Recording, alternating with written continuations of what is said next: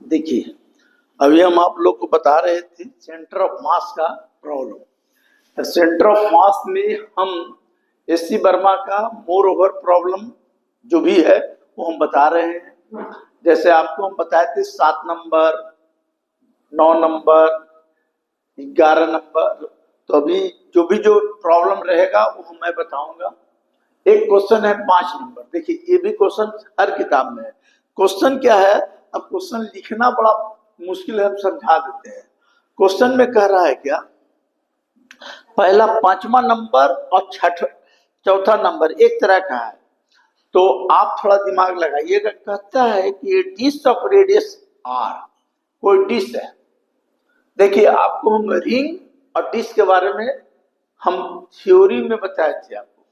तो कहता है क्या कि डिश है, तो कहता है dish of radius R is cut out from a larger dish of radius 2r।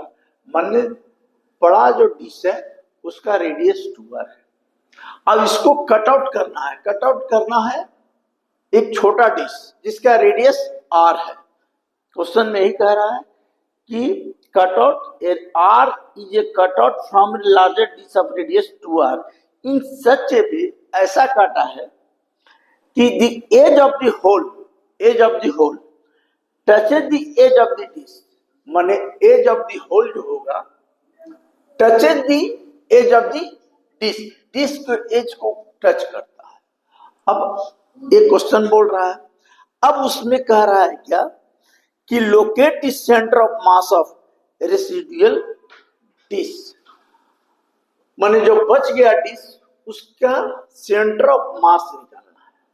तो देखिए, जब सेंटर ऑफ मास उसका निकालना है डिश का, तो सबसे पहले कि रेडियस स्मॉलर डिश है उसका रेडियस r है, लार्जर डिश है उसका रेडियस 2r है। और इस तरह कट आउट करना है। देखिए, इस तरह कट आउट करना है। क्वेश्चन में कह रहा है, समझिएगा कि cut out of radius in such a way the edge of the hole touches the edge of the dish, touch of the edge of dish touch कर रहा है। तो अगर मान लीजिए कि लार्जर का 2r है और एज छोटा का रेडियस r है, और लेट मान लिया कि ओ भी दी ओरिजिन ऑफ सिस्टम है, सिस्टम का ओरिजिन वो है। अगर इसको कट करके निकालेंगे तो कितना हो जाएगा? देरी मतलब 2r में से r घटा लिए तो आपका क्या बचेगा? r। ठीक है। दिस सेंटर जो होगा इसका, ये कहाँ होगा? आप कोऑर्डिनेट सिस्टम से जानते हैं कि इसका जो कोऑर्डिनेट सिस्टम जानते हैं कि r 0 हो जाएगा। माने x कोऑर्डिनेट जो होगा, x1 जो होगा वो क्या हो जाएगा? r, और y1 क्या हो जाएगा? 0। ये हो गया। अब रही काट के निकालेंगे, तो हम पहले बोले थे आपको डिश में कि डिश कोई भी डिश रहेगा तो क्या रिंग में हम लोग ऐसे काटते थे, और डिश में निकाल रहे हैं तो किससे रिलेटेड होगा? तो कोई भी चीज डिश से निकालेंगे तो वॉल्यूम से रिलेटेड हो जाएगा। तो मान लीजिए वॉल्यूम से रिलेटेड हो जाएगा तो इसका एक, देखिए हमको मास से मतलब है, तो मास देखिए आप पढ़े हैं वॉल्यूम बराबर क्या होता है? मास पर यूनिट, नहीं, डेंसिटी बराबर होता है मास पर यूनिट वॉल्यूम। ठीक है। तो मास बराबर क्या हो जाएगा? v बाई रो, ये हो जाएगा। अगर आप ऐसे नहीं निकालना चाहते हैं तो इसकी एरिया निकाल लीजिए। तो एरिया क्या होगा? यह वॉल्यूम निकाल दीजिए। अगर एरिया निकालना चाहते हैं तो एरिया इसका क्या होगा? इसका एरिया हो जाएगा पाई आर स्क्वायर। ठीक है, एरिया हो गया। इसकी थिकनेस मान लिया, थिकनेस को छोटा टी मान लिए तो थिकनेस हो गया। तो एरिया इंटू थिकनेस क्या होगा? मीटर। मीटर को वॉल्यूम से कर दिए थे कि मास निकल जाएगा। किसका निकला? छोटा वाला का। ठीक है, छोटा वाला के निकल गया मास, क्योंकि हमको सेंटर ऑफ मास लोकेट करने का रहा है। तो सेंटर ऑफ मास में क्या फॉर्मूला होता है, आप जानते हैं सेंटर ऑफ मास में मेरा फॉर्मूला होता है कि Cm बराबर m1x1 plus m2x2 by m1 plus m2, ठीक है। बाई Cm बराबर क्या होता है, m1 by 1 plus m2 by 2 by m1 plus m2, यही तो होता है बस। इसी तो इसके लिए हमको पहले मास निकालना पड़ेगा। तो जिसकी रेडियस स्मॉलर था, स्मॉलर डिस्क का रेडियस के चलते हम मास इतना निकालेंगे। अब बड़ा वाला का कोई कहेगा तो क्या कर दोगे बड़ा वाला को, तो m यहाँ रेडियस हो जाएगा 2 पाई r square into T into rho, तो ये हो जाएगा क्या 4 पाई r square T into rho, ये निकल गया। अब यहां कह रहा है क्या कि देखो मास इज कट आउट निकाल दिया। तो जब इसका निकालोगे तो तुम सोचो कि ये सिमेट्रिक से माने हॉरिजॉन्टल सिमेट्रिक फार्मूला से जब निकाल दोगे तो इसका एक्स कोऑर्डिनेट क्या हो जाएगा, इसमें जब निकाल दोगे तो यहां पर जो होगा x2 0 हो जाएगा और y2 भी 0 हो जाएगा, समझे। इस केस में हम लोग निकाले तो मेरा x1 जो हो गया r और y1 हो गया 0, और इस केस में हम जब कर दिए तो मेरा इतना हो जाएगा। तो हमको अब सेंटर ऑफ मास निकालना है तो आराम से निकाल दीजिए।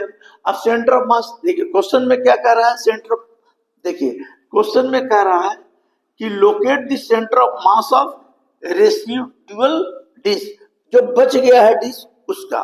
तब पहले देखिए रेसिडुअल डिस्क निकालना है तो पहले आप एक्स कोऑर्डिनेट वाला निकालिए। तो एक्स कोऑर्डिनेट का फॉर्मूला हो गया, इसका क्या होगा भाई,